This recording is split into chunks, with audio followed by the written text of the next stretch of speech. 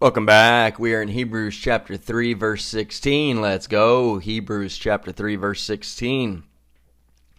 For who, having heard, rebelled? Indeed, was it not all who came out of Egypt led by Moses? Now with whom was he angry 40 years? Was it not with those who sinned, whose corpses fell in the wilderness? And to whom did he swear that they would not enter his rest, but to those who did not obey? So we see that they could not enter in because of unbelief. Really interesting section, right? We've got 4 questions in a row right here, followed by 1 sentence. And that's that little finishing off 4 verses of this chapter. So let's look into it. So it says, for who, having heard, rebelled, right? There were so many people who heard the message, but they rebelled. We have the general revelation where you can look around and know that God is there, that there is a God who created all this. It's just obvious and logical. Look at the complexity of our eyes, of our breathing system, the fact that we still breathe even though we go to sleep and have no consciousness at that moment, right? These just the inner workings of our body, how our bodies can actually heal themselves. It's just amazing. And then there's specific revelation of how Jesus revealed himself to us and all the Old Testament prophecies and miracles that were all pointing towards Jesus and the future. And then those prophecies being fulfilled one by one over time, and everything just stacking on top of itself, all the evidence, right? It's like in a courtroom, all the evidence is pointing in favor of Jesus, right? There's an overwhelming evidence in favor of Jesus, in favor of the fact that there's a God, in favor of the fact that he presented himself to us, that he died on the cross for us, that he rose from the dead and he ascended into heaven, right? There's overwhelming evidence for that, and overwhelming evidence against atheism and against every other false religion, most of which are actually built on top of Christianity. And yet people still rebel, right? Why do they rebel? It's our sinful nature. It's the pride. Satan was kicked out of heaven because of his pride. He wanted to be God. You and I have pride in our lives, and we don't like to apologize, and we don't like to bow down and serve other people. We want to be served, but that is a human bad trait. That is a sinful trait. That is not what Jesus exhibited. When Jesus came, he said, I did not come to be served, but to serve and to be made a ransom for many. He knew that he was going to die and be killed by the very people that he created. And yet so many people have rebelled, do rebel, and will rebel against God. And it's not because they haven't heard. They are without excuse. Go to the second question. Indeed, was it not all who came out of Egypt, led by Moses? They had a great leader. They were in bondage for 400 years, them and their ancestors. And they were released. And not just, the Pharaoh woke up one day and said, oh, it's time for you to go, right? They saw all of these plagues, all of these miraculous, supernatural, right? Out of the natural, earthly, worldly scientific laws could not explain the things that happened. That's supernatural. That's miraculous.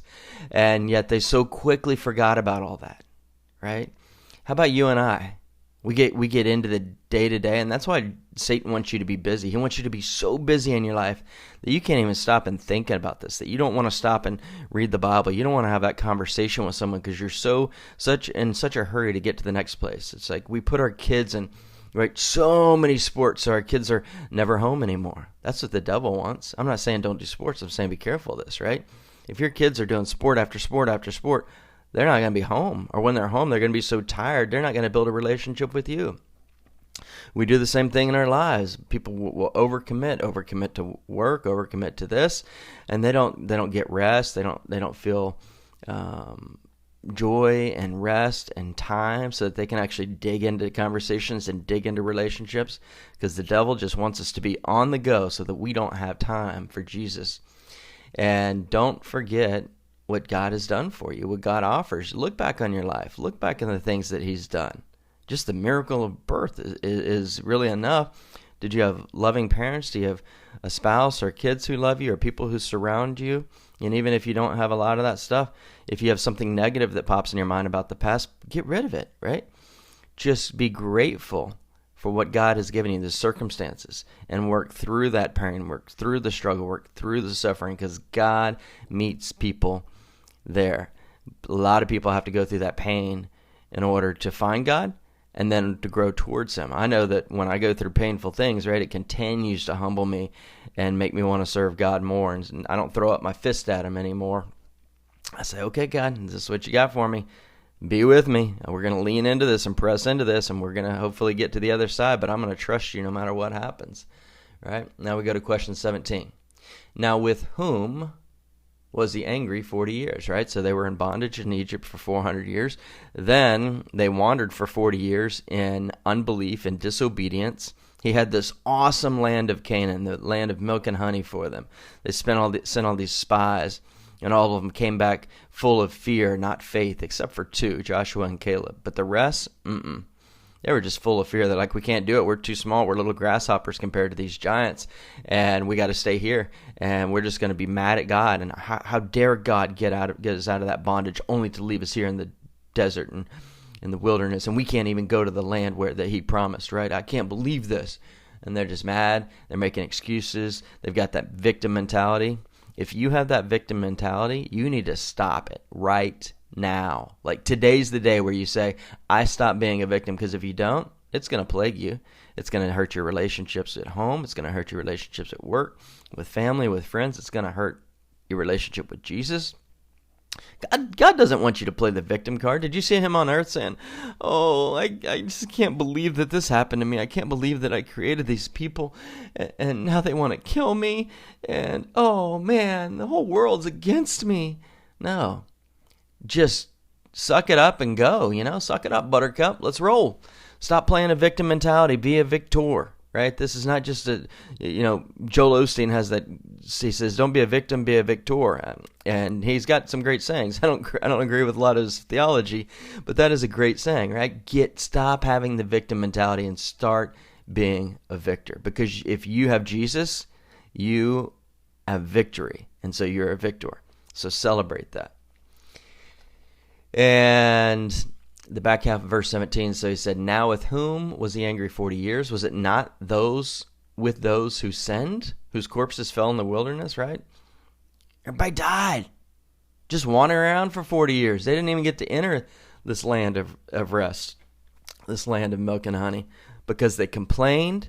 They had a life of disobedience and a life that lacked belief. Verse 18, and to whom did he swear? That they would not enter his rest, but to those who did not obey. If you turn that question into a statement, it's saying, if you didn't obey, you didn't get to enter into his rest. Not the earthly rest that he offers, and certainly not the eternal rest that he offers. That's a huge consequence. Wouldn't you agree? And the people had a choice. And right here, right now, think about yourself. Think about someone close to you who doesn't know Jesus, who's living in unbelief, lacking faith. There's consequences to that, right? God says if you love Him, right, He says, come to me, all you who are burdened and laden, and I will give you rest. For my yoke is easy and my burden is light. He wants to give you that earthly rest. Not meaning you won't have any trials or you won't have to work. He's just saying you can give every struggle to Him, because He's big enough to handle it. And He'll guide you through it. There may be a lot of pain involved, but you can still rest just knowing, hey, this life is temporary and it has purpose. There's purpose in my pain. And then knowing when I take my last breath on earth, people will say it's dying. I'm not dying. I just take my last breath. My very next breath, I wake up in heaven. How unbelievable is that? In verse 19, so we see that they could not enter in because of unbelief. We see that they could not enter in because of unbelief. They couldn't enter the land of Canaan because of unbelief. They couldn't enter into eternal life because of unbelief. You have a choice. You see, Jesus died on the cross for every single person. His arms are spread out wide as if to hug you and say, come on, come on. You see, that salvation is universally offered to every single person There's no one who cannot come to him. And that's why he said he wants that none shall perish. No, not one. But it's up to us to individually accept that invitation. We must RSVP. If you've heard the story of the person who showed up to this giant event, I think it was a wedding or something, and I can't remember if the story's made up or if it's true, but it's a great story. And I think they were the pianist or something, and they were trying to get in, and they said, "Hey, I'm here for the party," and they said, "Well, you're not on the list." They said, "We're right, I'm the musician." They said, "No, we see that we sent out an invitation to you, and you never RSVP'd." And the person said, "I didn't think I needed to RSVP. I'm performing." And they said, "I'm sorry, but you had to RSVP because we had to order the right amount of food. We had to pay for you. We had to do this stuff." And they're like, wow. So that's like Christianity. The invitation is there. Have you RSVP'd? Or are you just saying, you know what, I'm in. My mother's a Christian. My grandmother's a Christian. I go to church sometimes. Right? I don't have to RSVP and accept Jesus because I'm just part of the show. No, you're not. You do have to RSVP. You have to accept that invitation. Check a big yes and say, "I'm all in, Jesus." That's what it's all about. Lord, thank you for this amazing day. Help us to be believing and obedient to you today. Help us to rest in the rest that you promise, Lord. And stop just trying to maximize everything in our life and being so busy that we don't have time to pray. We don't have time to read. We don't have time for all this stuff, Lord. Help us to get our priorities straight and help us not to be victims. Help us to have the mentality of a victor because we are victorious in you, the work that you did on the cross. Thank you, Lord.